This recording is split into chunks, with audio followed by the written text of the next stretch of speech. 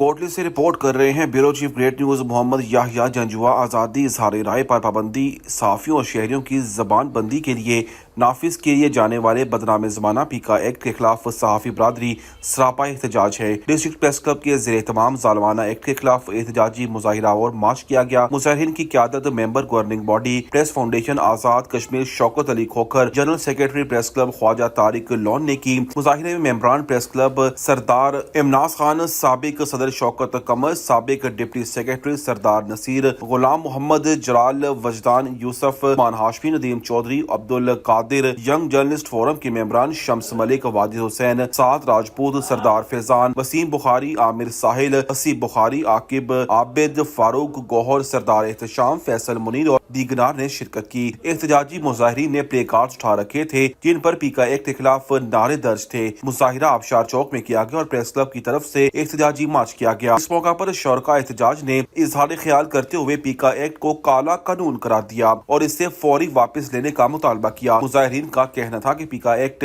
Fascist ہتھ کنڈہ اور بنیادی انسانی حقوق کی خلاف ورزی ہے۔ مقررین نے اسلام آباد کے اندر پولیس اور انتظامیہ کی طرف سے صحافیوں پر تشدد کی شدید الفاظ سے مذمت کرتے ہوئے اس عزم کا اظہار کیا کہ کالے قانون کی واپسی تک احتجاجی تحریک جاری رہے گی۔